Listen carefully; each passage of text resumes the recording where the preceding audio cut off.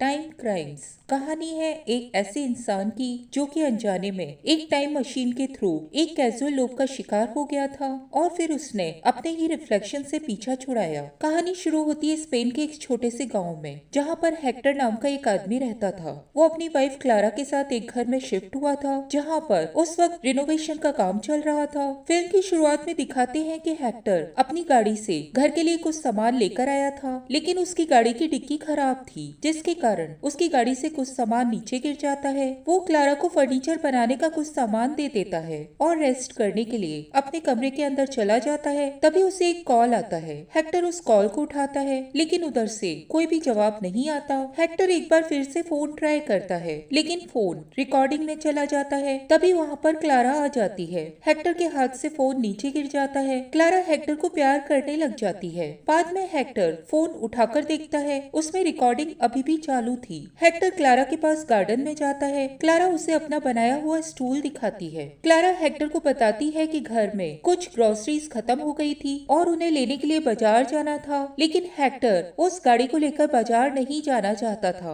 वो वहाँ बैठकर बाइनोकुलर से सामने के जंगल में देखने लग जाता है। उसे वहाँ पर एक लड़की दिखाई देती है। वो क्लारा को भी बाइनोकुलर से उस जंगल में देखने के लिए कहता है, लेकिन क्लारा को वहाँ पर कोई भी दिखाई नहीं देता। तब हेक्टर एक बार फिर से बाइनोकुलर्स लगाकर देखने लग जाता है। हेक्टर को वहाँ वो लड़की अपने कपड़े उतारते हुए दिखाई देती है। कुछ समय के बाद क्लारा वहाँ आकर हेक्टर से गाड़ी की चाबियां मांगती है। वो खुद ग्रोसरी लेने के लिए स्टोर तक जा रही थी। हेक्टर उसे चाबी दे देता है और बाइनोकुलर्स से एक बार फिर से जंगल में देखने लग जाता है। उसे वहाँ पर फिर कोई भी दिखाई नहीं देता। हेक्टर इन्वेस्टिगेट करने के लिए रोड तक आ जाता है। वहाँ पर उसे एक ट्रैश बिन गिरा हुआ दिखाई देता है। उसके पास एक बाइसाइकिल भी पड़ी हुई थी। हेक्टर ये देखता है और जंगल में आगे की ओर बढ़ जाता है। उसे वहाँ पर एक लड़की के कपड़े पड़े हुए दिखाई देते हैं। वो और आगे बढ़ता है। तब उसे एक न्यूड गर्ल दिखाई देती है जो कि उस वक्त बेहोश थी। हेक्टर लड़की के पास एक लकड़ी फेंक कर उसे चेक करता है। तभी कोई पीछे से आकर हेक्टर के हाथ में सीजर से वार करता है।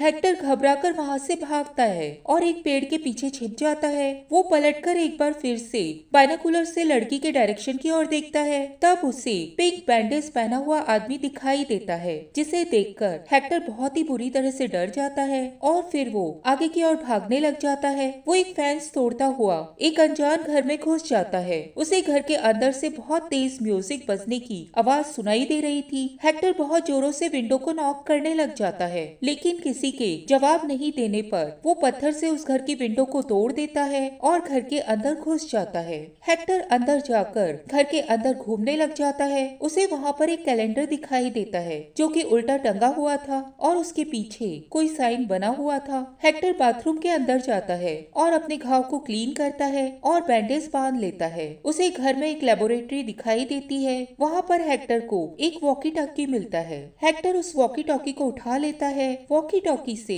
एक आदमी जोवेन उससे पूछता है कि वो वहाँ पर क्या कर रहा था। तब हेक्टर उसे बताता है कि उसे मदद की जरूरत है, क्योंकि एक आदमी उसे मारने की कोशिश कर रहा था और वो उससे बचने के लिए उस घर में आ गया था। जोवेन के और ज्यादा पूछने पर हेक्टर उसे अपनी पूरी कहानी सुना देता है। तब जोवेन उसे काम रहने के लिए कहता है और उसे बताता है कि वो उस वक्त नजदीक ही के एक दूसरी बिल्डिंग सीलो में मौजूद है। कुछ देर बाद जोवेन हेक्टर से वॉकी टॉकी पर फिर से कांटेक्ट करता है और उससे पूछता है कि क्या जो आदमी उसका पीछा कर रहा था उसने बैंडेज पहनी हुई थी। हेक्टर के हाँ कहने पर वो उसे बताता है कि वो उसके घर की तरफ ही आ रहा था। जोवेन हेक्टर को घबराने के लिए मना करता है और उसे बताता है कि वहाँ पर चारों ओर सर्विलेंस कैमरास लगे हुए थे और वो मॉनिटर पर सब कुछ देख रहा था। जोवेन हेक्टर को बताता है कि बैंडेज बंधा हुआ आदमी फेंस को जंप करके घर की तरफ आ चुका है। हेक्टर तब उसे पुलिस को कॉल करके उन्हें सब कुछ बताने के लिए कहता है। जोवेन कहता है कि वो पुलिस को कॉल कर देगा। थोड़ी देर बाद जोवेन हेक्टर को बताता है कि उसे वहाँ का कोई भी कवरेज दिखाई नहीं दे रहा था और पिंक बैंडेज पहना हुआ आदमी बिल्डिंग के सामने पहुँच चुका है। तब जोवेन हेक्टर को बिल्डिंग के दूसरी तरफ से उसे अपनी बिल्डिंग सीलो तक आने के लिए कहता है। हेक्टर के उस बिल्डिंग से निकलने पर जोवेन पाथवे की सारी लाइट्स ऑन कर देता है।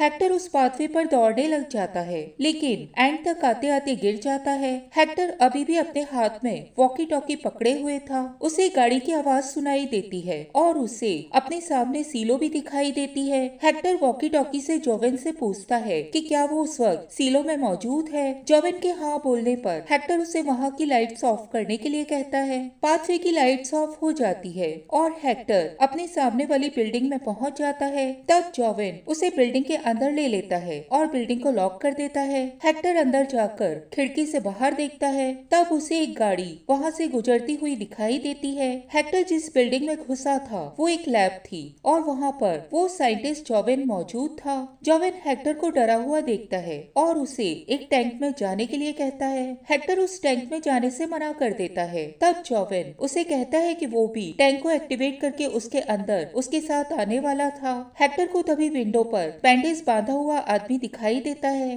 हेक्टर बहुत ही बुरी तरह से डर जाता है और तुरंत ही उस टैंक के अंदर कूद जाता है। टैंक का दरवाजा बंद हो जाता है, लेकिन एक सेकंड बाद ही खुल जाता है और हेक्टर उस टैंक में भरे हुए पानी से बाहर निकलकर आ जाता है। जब वो उस टैंक के अंदर घुसा था तब रात हो रही थी और जब वो निकला तब दिन हो रहा था। जोवेन उसे देखकर चौंक जाता है और उससे पूछने लग जाता है कि वो कौन था। हेक्टर उस बिल्डिंग से बाहर निकल जाता है और बायनोकुलर से अपने घर की ओर देखने लग जाता है। उसे अपने घर में पहले हो चुका हुआ सीन दिखाई देता है जब वो अपनी वाइफ क्लारा को फर्नीचर बनाने वाला सामान लाकर दे रहा था। हेक्टर ये देखकर चौंक जाता है। वो अपने घर की ओर जाने वाला था, तभी जोवेन उसे रोक लेता है और उसे वहाँ जाने से मना करता है। वो उसे बताता है कि वो खुद उस टैंक के जरिए पीछे के टाइम में जा चुका है। जोवेन हेक्टर को समझाता है कि वो 1.5 घंटे पीछे के समय में जा चुका है और अब वो सब कुछ उस हेक्टर के साथ होने वाला है जो कि उसके साथ हो चुका है और वो उसी के समान उस घर से बाहर निकलेगा। दोनों चलते हुए घर में आ जाते हैं। जोवेन उसे बताता है कि वो हेक्टर 2 है और जो उस वक्त उसके घर पर मौजूद है वो हेक्टर 1 है। हेक्टर 1 यानी कि उसका रिफ्लेक्शन जो कि पास्ट में पहुंच चुका है। जोवेन उसे समझाता है कि एक टाइमलाइन है जो कि उस वक्त चल रही थी और हेक्टर 1 एक पर्टिकुलर समय के बाद चला जाएगा। जोवेन उसे आगे बताता है कि वो सीलो में जाकर 20 मिनट के अंदर उस टैंक को रेडी करेगा और रात को होने का इंतजार करेगा। हेक्टर 1 सेम टाइम में वहाँ पर आएगा, तब वो उसे मशीन में भेज देगा और उसके थ्रू वो एक बार फिर से पास्ट में चला जाएगा। जोवेन हेक्टर 2 से कहता है कि वो सब कुछ नॉर्मल करने की कोशिश करेगा और बदले में हेक्टर 2 इस मशीन और वहाँ हो चुके इवेंट के बारे में किसी को कुछ भी नहीं बताएगा। जोवेन उसे बताता है कि वो सेंटर जनरली वीकेंड को बंद रहा करता था, लेकिन वो क्यूरियोसिटी के कारण मशीन को टेस्ट करने के लिए रात में वहाँ पर रुक गया था। जोवेन वहाँ से थोड़ी देर के लिए बाहर जाता है, तब हेक्टर वहाँ मौजूद फोन से अपने घर पर फोन लगा देता है। हेक्टर 1 फोन उठाता है, लेकिन हेक्टर 2 कोई भी जवाब नहीं देता और फोन रख देता है। फोन एक बार फिर से रिंग करने लग जाता है, तब जोवेन वहाँ पर आ जाता है और उससे पूछता है कि क्या उसने घर पर कॉल किया था, क्योंकि यहाँ पर भी मैसेज रिकॉर्ड होना शुरू हो गया था। जोवेन उसे बताता है कि देखो सब चीज हर जगह फिट हो रही है और अगर तुम चीजों को बदलने की कोशिश करोगे या उन्हें रोकने की कोशिश करोगे तो तुम्हारी जिंदगी खत्म हो जाएगी और तुम्हारी वाइफ हेक्टर 1 के साथ हमेशा के लिए यहीं पर रह जाएगी। हेक्टर 2 जोवेन से पूछता है कि क्या वो घर जाकर अपनी वाइफ को इस बारे में नहीं बता सकता। तब जोवेन उसे इसके लिए मना करता है और उसे ऊपर जाकर एक रूम में रुकने के लिए कहता है। वो उसे कहता है कि सभी चीजें खत्म होने के बाद वो उसे लेने के लिए आ जाएगा। इसके बाद जोवेन वहाँ से चला जाता है। हेक्टर 2 को वहाँ पर एक गाड़ी की चाबियां मिल जाती है और वो व्हाइट गाड़ी लेकर उस जगह से बाहर निकल जाता है। वो रिमोट से गेट को खोल देता है और मेन रोड पर पहुँच जाता है। हेक्टर 2 गाड़ी चलाता हुआ अपने घर की ओर जा रहा था, तभी रास्ते में उसे बाइसाइकिल पर एक लड़की जाती हुई दिखाई देती है। उसे देखकर हेक्टर 2 अपनी गाड़ी को रोक देता है और बैक मिरर से उस लड़की को देखने लग जाता है। तभी एक रेड गाड़ी आकर उसकी गाड़ी को पीछे से ठोक देती है। हेक्टर 2 की गाड़ी पेड़ से टकरा जाती है, उसका एक्सीडेंट हो जाता है। हेक्टर 2 को बहुत बुरी तरह से चोट लग जाती है और वो बहुत बुरी तरह से घायल हो जाता है। हेक्टर 2 अपने हाथ की पट्टी को खोलकर अपने मुंह के ऊपर बांध लेता है। तभी वो बाइसाइकिल वाली लड़की हेक्टर 2 की गाड़ी के पास आती है और उससे पूछने लग जाती है कि क्या वो ठीक है और उसे किसी चीज की जरूरत तो नहीं है। हेक्टर 2 गाड़ी से बाहर निकल कर आ जाता है। लड़की एम्बुलेंस को फोन मिलाने की कोशिश करती है, लेकिन उसे फोन पर कोई भी सिग्नल नहीं मिलता। वो हेक्टर 2 को पीने के लिए पानी देती है। लड़की अपनी सीजर्स से हेक्टर 2 की बैंडेज को ठीक कर देती है और सीजर्स को अपने बैग के ऊपर रख देती है। हेक्टर 2 धीरे से सीजर्स को निकालकर छिपा लेता है। वो लड़की के पास आता है और उसे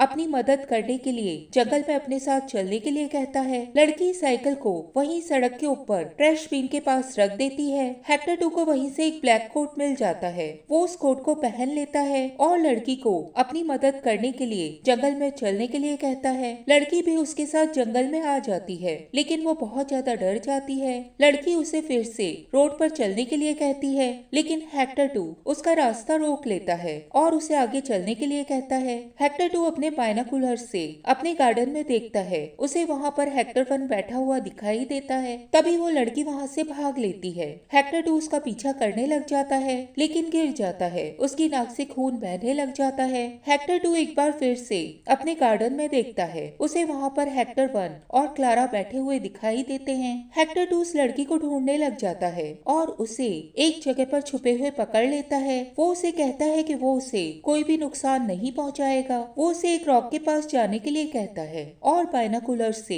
एक बार फिर से अपने घर की ओर देखने लग जाता है। वो देखता है कि क्लारा हेक्टर 1 से जाने के लिए गाड़ी की चाबी मांग रही थी। तब हेक्टर 2 उस लड़की को अपने कपड़े उतारने के लिए कहता है। लड़की अपने पैंट को उतार देती है। हेक्टर 2 एक बार फिर से बायनोकुलर से अपने घर की ओर देखने लग जाता है। तब लड़की अपने पैंट से उसके ऊपर हमला करती है। हेक्टर 2 गिर जाता है। लड़की एक बार फिर से वहाँ से भाग लेती है। आखिर में लड़की हेक्टर 2 को मिल जाती है। उन दोनों का टकराव होता है और लड़की बेहोश हो जाती है। हेक्टर 2 लड़की को उठाकर चट्टान के सहारे बिठा देता है और उसके सारे कपड़े उतार देता है। हेक्टर 2 ये सब हेक्टर 1 को वहाँ पर बुलाने के लिए कर रहा था। हेक्टर 1 अपने बायनोकुलर से सब कुछ देख रहा था। वो वहाँ पर पहुँच जाता है। तब हेक्टर 2 सीजर से उसके ऊपर हमला कर देता है। हेक्टर 1 घबराकर वहाँ से भागने लग जाता है। तब हेक्टर 2 उसका पीछा करने लग जाता है। हेक्टर 2 हेक्टर 1 को भागते हुए देखता है और थककर एक जगह पर बैठ जाता है। तभी उसे लड़की की चीखने की आवाज सुनाई देती है। वो तुरंत ही उठकर उस जगह पर जाकर देखता है। उसे लड़की उस जगह पर दिखाई नहीं देती और उसे उसका लॉकेट एक जगह पर मिल जाता है। हेक्टर 2 अपने घर लौट कर आ जाता है। वो फेंस को तोड़कर अंदर घुस जाता है और क्लारा को ढूंढने लग जाता है। वो घर के अंदर सीढ़ी चढ़कर ऊपर की ओर जाने लगता है। तभी कोई स्टूल से उसके ऊपर हमला कर देता है और वो सीढ़ियों से लुढ़क कर नीचे आ जाता है। हेक्टर 2 किसी तरह से अपने आप को संभालता है और एक बार फिर से ऊपर जाता है। हेक्टर 2 ऊपर रूम में जाता है और रूम की खिड़की से बाहर झांकने लग जाता है। इसके बाद वो रूम की खिड़की से बाहर रूफ पर निकल जाता है। उसे अंदर कोई आवाज सुनाई देती है। वो तुरंत ही अंदर जाता है और छत की ओर चढ़कर जाने लगता है। हेक्टर 2 को वहाँ का दरवाजा बंद होता हुआ दिखाई देता है। वो रूफ पर आ जाता है। उसे छत पर कोई दिखाई देता है। वो उसे पकड़कर खींच लेता है। तभी कोई नीचे गिर जाता है। हेक्टर 2 नीचे झाँक कर देखता है। तब वो अपनी वाइफ को देखता है जो कि नीचे गिरकर मर चुकी थी। हेक्टर 2 बहुत ज्यादा डर जाता है। उसे अपने पास एक वॉकी टॉकी दिखाई देती है। वो उस वॉकी टॉकी को ऑन करता है। तब उसे हेक्टर 1 और जोवेन के बीच की बातें सुनाई देती है। वो एक बार फिर से जोवेन से कांटेक्ट करता है और उसे बताता है कि वो हेक्टर 2 बोल रहा था और उसे बताता है कि हेक्टर 1 वहाँ से जा चुका है और उसने खुद बैंडेज पहनी हुई थी। वो जोवेन से कहता है कि वो हेक्टर 1 को रोक कर रखे और वो अपनी ब्लैक कार में बैठकर वहाँ पर आने वाला था। हेक्टर 2 अपनी गाड़ी लेकर वहाँ से रवाना हो जाता है और वो गेट को तोड़ता हुआ सीलो की तरफ जाता है। हेक्टर 2 खिड़की से सीलो के अंदर झांकता है। अंदर जोवेन हेक्टर 1 से टैंक के अंदर जाने के लिए कह रहा था। हेक्टर 2 बाहर बैठकर उसका वेट करने लग जाता है। तभी पाथवे की सारी लाइट्स ऑन हो जाती है। जोवेन बाहर आता है और उसे अपने साथ घर के अंदर चलने के लिए कहता है। जोवेन हेक्टर 2 को बताता है कि वो पहला आदमी है जिसे कि उस मशीन के ऊपर टेस्ट किया गया था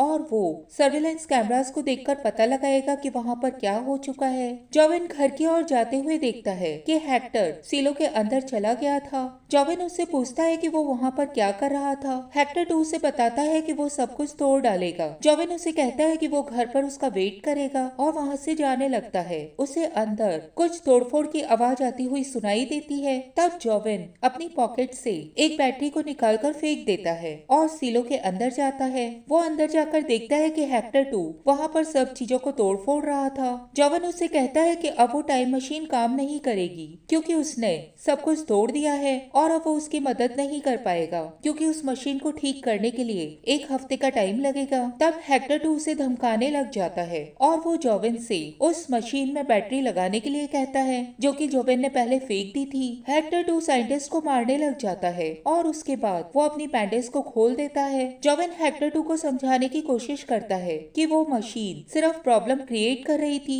और उसने वो मशीन उसके आने से ठीक पहले ही ऑन की थी और ये सब इवेंट होना शुरू हो गए थे, यानी कि उसके अनुसार एक हेक्टर 3 भी होना चाहिए था और इन सब में सिर्फ 30 और 40 सेकंड का ही समय लगा था। जोवेन हेक्टर 2 से कहता है कि अगर एक और हेक्टर 3 था तो उन्हें उसे वहां तक लाना होगा और उसे मारना होगा। हेक्टर 2 उससे पूछता है कि उसने बैटरी को क्यों फेंक दिया था। तब जोवेन उसे बताता है कि वो नहीं चाहता कि हेक्टर 2 उस मशीन को दोबारा यूज करे। हेक्टर 2 जोवेन से पूछता है कि उसे कैसे पता चला कि वो उस मशीन को दोबारा यूज करने वाला है, यानी कि वो हमेशा से सब कुछ जानता था और उसके साथ खेल रहा था। हेक्टर 2 एक बार फिर से जोवेन को मारने लग जाता है और उसे कहता है कि अब वो सिचुएशन को खराब करने की जगह उसे पूरी बात बताए कि उसने ये सब क्यों किया था। तब जोवेन उसे बताता है कि उसे ये सब करने के लिए हेक्टर 3 ने कहा था। जोवेन उसे बताता है कि तुम सबसे पहले उस टाइम मशीन से अपेयर नहीं हुए थे, तुम अपेयर होने वाले सेकंड थे। तुमसे पहले एक और हेक्टर वहाँ पर अपेयर हुआ था और उसने जोवेन को धमकाया भी था। वो हेक्टर 3 था। वो हेक्टर 3 हेक्टर 2 से 30 या 40 सेकंड पहले अपेयर हुआ था, तभी उसे देखकर आश्चर्य हुआ था। हेक्टर 3 के अपेयर होने के बाद जोवेन एक बार फिर से सीलो में गया था और वहाँ पर टैंक को प्रिपेयर करके हेक्टर 1 के आने का इंतजार कर रहा था। उसने बताया कि उसे ऐसा लग रहा था कि कुछ बहुत बड़ी गड़बड़ हो चुकी थी और हेक्टर 2 लगातार पास्ट में जाने की कोशिश कर रहा था। हेक्टर 2 से लाइट जलाकर बैटरी देखने के लिए कहता है। तभी वहाँ पर बारिश होने लग जाती है। उन लोगों को कुछ आवाज सुनाई देती है। हेक्टर 2 जोवेन को बैटरी दे देता है और वो दोनों सीलो के अंदर आ जाते हैं। जोवेन बैटरी लगाकर एक बार फिर से टैंक को एक्टिवेट कर देता है। हेक्टर 2 टाइम मशीन के अंदर घुस जाता है। जोवेन टाइम मशीन के हैच को बंद कर देता है। थोड़ी देर बाद जोवेन मशीन के हैच को खोलता है। हेक्टर 3 उससे बाहर निकलता है। हेक्टर 3 जोवेन को बताता है कि वो फ्यूचर से आया है। हेक्टर 3 फिर उसे धमकाने लग जाता है कि उसने बिना किसी ऑथेंटिफिकेशन के उस मशीन को ऑन किया था और वो उसका जिम्मेदार था और अब वही उसका दोनों हेक्टर से पीछा छुड़ाने में उसकी मदद करेगा। हेक्टर वहाँ पर छिप जाता है और जोवेन से एक बार फिर से मशीन को ऑन करने के लिए कहता है। मशीन ऑन होती है और उसमें से एक और हेक्टर बाहर निकलता है। वो हेक्टर 2 था। वो रोशनी की ओर देखता है और तुरंत ही बाहर की ओर चला जाता है। हेक्टर 3 जोवेन से कहता है कि वो हेक्टर 2 को काम डाउन करे और उससे पूछे कि वो कौन है, क्योंकि हेक्टर 3 हेक्टर 2 से पहले अपने घर जाना चाहता था और अपनी वाइफ को बचाना चाहता था।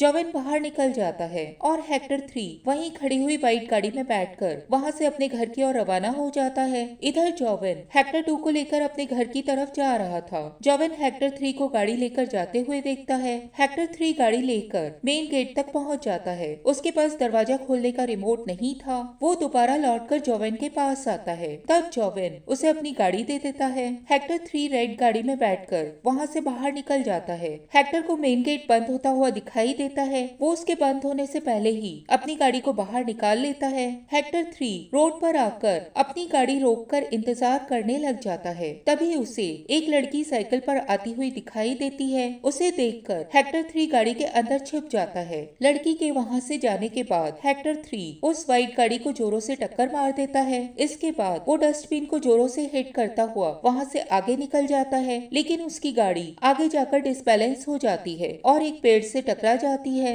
हेक्टर 3 बहुत ज्यादा घायल हो चुका था। वो गाड़ी से नीचे गिर जाता है। उसे डस्टबिन के पास पड़ा हुआ एक वॉकी टॉकी मिल जाता है। वो उस वॉकी टॉकी से जोवेन से बात करता है और उसे धमकाने लग जाता है कि उसने जो कुछ भी किया था वो गलत था। वो बात करते हुए जंगल की ओर देखता है। उसे वहाँ पर वही बाइसाइकिल वाली लड़की दिखाई देती है। हेक्टर 3 जोवेन को वॉकी टॉकी पर कहता है कि वो बैंडेज पहने हुए हेक्टर 2 को मशीन में घुसने न दे, बाकी वो सब कुछ संभाल लेगा। इधर लड़की जंगल में डरकर भाग रही थी। तभी उसे कोई दिखाई देता है, जिसे देखकर वो जोरों से चिल्लाने लग जाती है। उसे हेक्टर 3 दिखाई दिया था और इसी वक्त बैंडेज वाले हेक्टर 2 ने उसकी आवाज सुनी थी। हेक्टर 3 वहाँ पर उस लड़की के पास आकर बैठ जाता है और उससे पूछता है कि क्या वो उस आदमी को जानती है जिसने बैंडेज पहनी हुई थी। वह लड़की उससे पूछती है कि क्या उसके पास फोन है। तब हेक्टर 3 उसे अपने पास बैठने के लिए कहता है। हेक्टर 3 इसके बाद बेहोश हो जाता है। लड़की उसे होश में लाती है है और उसे पास ही में मौजूद घर में चलने के लिए कहती है। वो हेक्टर 3 को लेकर हेक्टर 3 के घर के पास आ जाती है। हेक्टर 3 उसे घर में जाने के लिए मना करता है, पर वो लड़की जबरदस्ती उसे घर के अंदर लेकर आ जाती है। उस घर में कोई भी दिखाई नहीं दे रहा था। लड़की हेक्टर 3 को बिठाकर घर को चेक करने लग जाती है। हेक्टर 3 को गाड़ी की आवाज सुनाई देती है। तभी क्लारा वहाँ पर पहुँच जाती है। वो हेक्टर 3 को देखकर चौंक जाती है और उससे पूछती है कि उसे इतनी सारी चोट कैसे लगी थी। क्लारा उसे बताती है कि बाहर कोई मौजूद है जिसने कि उनकी फैंस को तोड़ दिया था और उसने अपना फेस पूरी तरह से छिपा कर रखा हुआ था। क्लारा हेक्टर 3 को बताती है कि वो उससे डरकर छुप गई थी और अब उसे ये भी लग रहा था कि सीढ़ियों के ऊपर कोई मौजूद था, इसीलिए उसने पुलिस को फोन कर दिया था। तभी उन्हें बाहर से कोई आहट सुनाई देती है। हेक्टर 3 क्लारा को लेकर बाहर आ जाता है और रूफ तक जाने के लिए वहाँ पर एक सीढ़ी लगा देता है। वो क्लारा को वहीं पर छुपने के लिए कहता है और उसे ये भी वार्न करता है कि अगर वो कोई भी आवाज सुने तो तुरंत ही बाहर ना आए। हेक्टर 3 क्लारा को वहीं पर बंद करके सीढ़ी चढ़ के ऊपर चला जाता है और कमरे की खिड़की खोलकर कमरे के अंदर आ जाता है। इधर बैंडेज पहना हुआ हेक्टर 2 घर में नीचे आ चुका था। हेक्टर 3 खिड़की को खुला रहने देता है। उसे क्लारा का बनाया हुआ स्टूल दिखाई देता है। वो लड़की भी उस कमरे में छिपी हुई थी।